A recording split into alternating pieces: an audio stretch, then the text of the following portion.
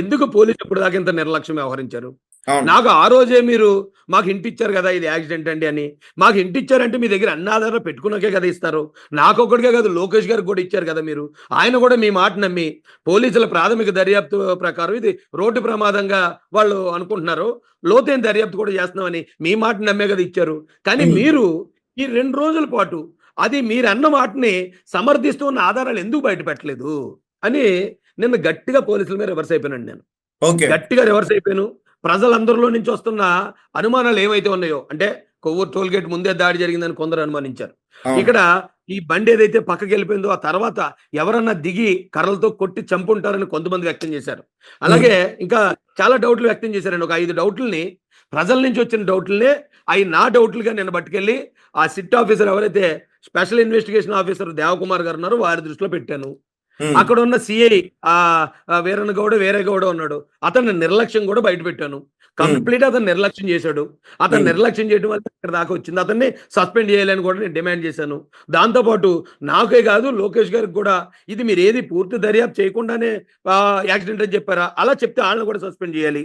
లేదు, ఒకవేళ పూర్తిగా దర్యాప్తు చేసి మాకు చెప్పుంటే గనక అది ఎస్పీ గారు మీరు ఏంటది ప్రెస్ మీట్ పెట్టినప్పుడు అది యాక్సిడెంట్ అని మీరు ఎందుకు చెప్పలేదు? ఎస్పీ హ్మ్. గారు చేసినప్పుడేమో అనుమానాస్పద మృతి అని, మాకు ఓకే. చెప్పేటప్పుడేమో యాక్సిడెంట్లని, ఎందుకు 2 డబుల్ గేమ్ ఎందుకు ఆడారు మీరని చాలా గట్టిగా నేను మాట్లాడానండి నిన్న. చాలా గట్టిగా మాట్లాడితే నా పార్టీ నుంచి కూడా రాయేష్ పార్టీ లైన్ దాటుతున్నాడనో లేకపోతే ఇంకోటి కొంతమంది కార్యకర్తలు. హ్మ్. నేనేం మాట్లాడుతున్నానో మా అధినాయకులకు తెలుసు. కానీ కొంతమంది కార్యకర్తలు నన్ను అలాగో ట్రోల్ చేస్తున్నారు ఇప్పుడు. నేను ఇలా అవును. మాట్లాడితే ఈళ్ళు ట్రోల్ చేస్తారండి. అలా మాట్లాడితే ఆళ్ళు ట్రోల్ చేస్తారు. నాకు నిజానికి ఈ పోరాటంలోకి వచ్చిందని ట్రోలింగ్ అలవాటయిపోయింది ప్రతిరోజు.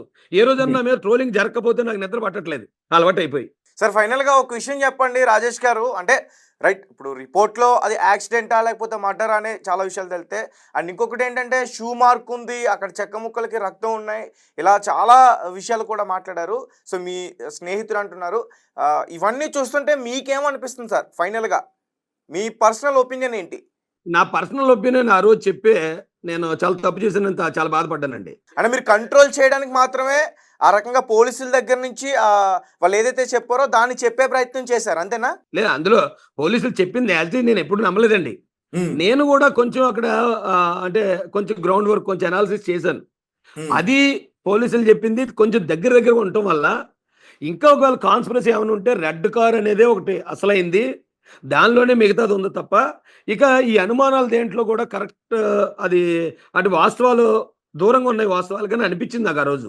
కానీ ఓకే. నాకేంటంటే నేను ఎక్కడ బాధపడ్డానంటే అండి, నాకు ఏదనిపిస్తే అది నేను చూసిన దాని వరకు ఇది కరెక్టే కదా అనుకుని చెప్పేస్తాను. కానీ ఇక్కడ బయట ట్రెండ్ అలా లేదండి. హ్మ్. ప్రజలందరూ ఒకటి నమ్ముతున్నారనుకోండి, అది నిజమో, అబద్ధమో, వాళ్ళని సాటిస్ఫై చేయడానికి మనం కూడా అదే మాట్లాడాలి. అది మాట్లాడితేనే మనం లీడర్‌గా ఎస్టాబ్లిష్ అవుతాం. అలా కాకుండా వాళ్ళందరూ ఒకవేళ సోషల్ మీడియాలో చూసో, లేకపోతే ఎక్కడో ఫేస్‌బుక్‌లోనో, యూట్యూబ్‌లోనో చూసి ఆళ్ళొక కన్క్లూజన్‌కొచ్చేస్తున్నారు. అయితే నేను గ్రౌండ్‌లో చూసాను కాబట్టి, దానికి దీనికి కొంచెం ఇలా ఉంది అని చెప్తే గనక, వాళ్ళు అనుకున్న దానికన్నా మనం ఏమన్నా కాస్త భిన్నంగా చెప్తే, మనల్ని యాంటీ సోషల్ ఎలిమెంట్ చేసేస్తారు. రైట్. అందుకని ఇక నా పాయింట్ ఆఫ్ వ్యూ చెప్పదలుచుకోలేదండి. పోలీసుల్నే నా పాయింట్ ఆఫ్ వ్యూ అంతా పోలీసుల దృష్టిలో పెట్టి, దీనికి హ్మ్. తగ్గ ఆధారాలు మీరు 24 అవర్స్‌లో రిలీజ్ చేయకపోతే, దీని వెనకాల ఉన్న ఏదో కాన్స్పిరసీ ఉంది. దాన్ని పోలీసులే సహకరిస్తున్నారని మేము భావించాల్సొస్తుందని జెప్పి, వాళ్ళని నేను లాక్ జేసి వచ్చాను నిన్న. సో, అంటే ఒకవేళ ఈ పోస్ట్‌మార్టం రిపోర్ట్ అటు ఇటుగా ఉంటే రాజేష్ మహాసేన ఖచ్చితంగా ఫైట్ చేయడానికి సిద్ధం. సార్ నేను ఇంకోటి గూడా జెప్తాను. పోస్ట్‌మార్టం రిపోర్ట్ అంటే, హ్మ్. ఈ పోస్ట్‌మార్టం రిపోర్టు ఎప్పుడైతే లోకేష్ గారు, సీఎం గారు, అలాగే హోంమంత్రి గారు దీనిలో ఇన్వాల్వ్ అయ్యారో, హ్మ్. ఇన్వాల్వ్ అవ్వకముందు గవర్నమెంట్ హాస్పిటల్ రాజమండ్రి వారు ఒక డాక్టర్ తోటి పోస్ట్‌మార్టం కంప్లీట్ జేయడానికి అన్నీ గూడా సిద్ధం జేసేసారు. ఆ హ్మ్. వేళ కుటుంబ సభ్యులు రాలేదు కాబట్టి సరిపోయింది గానీ, అదే రోజు గాని కుటుంబ సభ్యులు చూడండి మొత్తం సీఎం గారి దగ్గర నుంచి ఆదేశాలొచ్చాయో, హ్మ్. వెంటనే మరుసటి రోజు పోస్ట్‌మార్టంకి ఒక ఎగ్జిక్యూటివ్ మేజిస్ట్రేట్‌ని పెట్టారండి. ఎగ్జిక్యూటివ్ మేజిస్ట్రేట్ ఆధ్వర్యంలో ముగ్గురు టీమ్ ఆఫ్ డాక్టర్స్, అందులో ఒక డాక్టర్ క్రిస్టియన్ కమ్యూనిటీ తరపున, బంధువుల తరపున ఒక డాక్టర్ గారున్నారు. దాంతో పాటు ఈ క్రిస్టియన్ కమ్యూనిటీ వచ్చినోళ్ళందరూ కలిపి ఒక ముగ్గురు పెద్దల్ని వారు ఎంపిక చేసి, ఆ ముగ్గురు పెద్దల్ని కూడా క్రిస్టియన్ కమ్యూనిటీ తరపున ఆ పంచనామా హాల్‌లోకి పంపించారు. ఆ హ్మ్. ముగ్గురితో పాటు మరొక ఇద్దరు సాక్షులను కూడా పెట్టారక్కడ. పెట్టినప్పుడు ఒకవేళ ఎంత చర్యలు ఎన్ని జాగ్రత్తలు తీసుకున్నా, అందులో ఏదో తేడా ఉందని ఎవరికైనా అనుమానం వచ్చిందనుకోండి, ఆల్రెడీ మాజీ ఎంపీ హర్ష్ కుమార్ గారు ఓ మాట అన్నారు. ఆ! మీరు గాని ఇక్కడ నాకు అనుమానం వస్తే, నేను హైదరాబాద్లో ఉన్న ఆ డెడ్ బాడీని బయటికి తీసి మా కాంగ్రెస్ గవర్నమెంట్ చేత మేము పోస్ట్ మార్టం చేయించామని చెప్పి ఆయన చెప్పాడు. నేను కూడా అదే డిమాండ్ చేస్తాను. ఒకవేళ ఇక్కడ మీకు ఏదైనా అనుమానం వస్తే ఇమ్మీడియట్గా మీరు హైదరాబాద్లో ఉన్న ఆ బాడీని మళ్ళీ తీసి మీరు కాంగ్రెస్ ప్రభుత్వ హయాంలో మీకు నమ్మకం ఉంటుంది కాబట్టి మీరు రెండో పోస్ట్ మార్టం చేయించండి. రెండో పోస్ట్ మార్టం చేస్తే ఒకవేళ అందులో ఏమైనా దొరికితే నేను ఆనందపడతాను. ఒకవేళ ఇక్కడ ఏదైనా తప్పు జరిగిందని బయటకు వస్తే నేను ఆనందపడతాను, నేను పోరాడతాను. ఓకే. నేను దానికి కూడా మేము రెడీగా ఉన్నామండి. ఇది నేను నాట్ ఓన్లీ రాయేష్ మహాసేన తెలుగుదేశం రాష్ట్ర అధికార ప్రతినిధిగా చెప్తున్నాను. ఎందుకంటే ప్రభుత్వంలో జరుగుతుంది, పోలీసులో జరుగుతుంది, నాకు తెలుసు. ఈ విషయంలో ప్రభుత్వం మ్యానిపులేట్ చేసే అవసరం లేదు. ఎందుకంటే ఆయన ఏమి యాంటీ గవర్నమెంట్ కాదు, మా గవర్నమెంట్కి ఆయన ఏమి శత్రువు కాదు, పైగా ఆయన ఏమి ఆంధ్రప్రదేశ్కి చెందిన వ్యక్తి కాదు, ఆయన ఉండేది మొత్తం హైదరాబాద్. కాబట్టి దీనిలో ప్రభుత్వ ఇన్వాల్వ్మెంట్ ఉంటుందని కొద్దిమంది అంటే మా ప్రతిపక్ష పార్టీలు అయితే ఆరోపణలు చేస్తున్నాయి. ఈ క్రిస్టియన్ కమ్యూనిటీని తప్పుదో పట్టించడానికి ప్రయత్నిస్తున్నాయి. కానీ చివరి వరకు మేము రెడీగా ఉంటాం. ఇప్పుడు కూడా ఎవరికైనా అనుమానం ఉంటే చాలా మంది మీ టీవీ ద్వారా కూడా తెలియజేస్తున్నాను. చాలా మంది అలా జరుగుంటది, ఇలా జరుగుంటది, ఇది హత్య, ఇది అలా జరుగుంటది అని బయట వీడియోలు పెడుతున్నారు. వీడియోలు పెట్టే అవసరం మీకెందుకు? గవర్నమెంట్ మీ మాట విన్నంటే కదా. మీరు రండి, ఎస్పీ గారు రెడీగా ఉన్నారు, అక్కడ సిట్ ఆఫీసర్ దేవకుమార్ గారు రెడీగా ఉన్నారు, మీ దగ్గర ఉన్న ఆధారాలు ఇవ్వండి అంటే ఇక్కడ ఆధారాలు ఇవ్వకుండా మీరు బయట వీడియోలు మాట్లాడి ప్రజలను రెచ్చగొట్టే ప్రయత్నం అసలు ఎందుకు చేస్తున్నారో నాకు అర్థం కాలేదు. ఒకవేళ మీరు క్రిస్టియన్ బ్యాక్గ్రౌండ్లో ఉన్నారు, పోలీసుని మీట్ అవడం మీకు కొత్త అయితే మీరు నా దగ్గరికి రండి, నేను మిమ్మల్ని తీసుకెళ్ళి ఎస్పీ గారి దగ్గర లేకపోతే ఆ సిట్ ఆఫీసర్ దగ్గర కూర్చోబెడతాను. మీరు చెప్పాలనుకునే డైరెక్ట్ వాళ్ళతో చెప్పండి.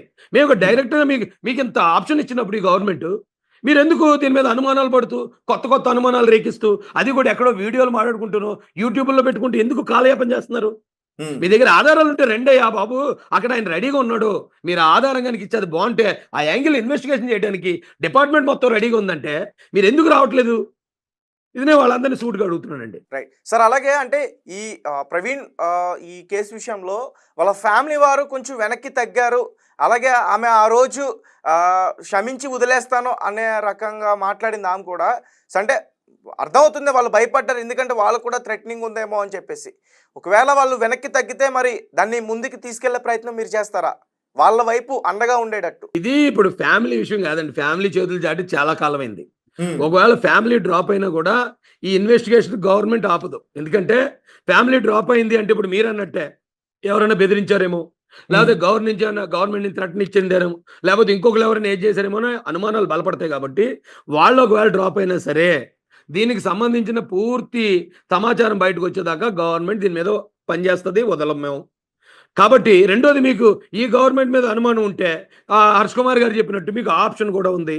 మీరు అక్కడ పెట్టి అక్కడ వాస్తవాలు ఏమన్నా బయట తీస్తానంటే తీయండి.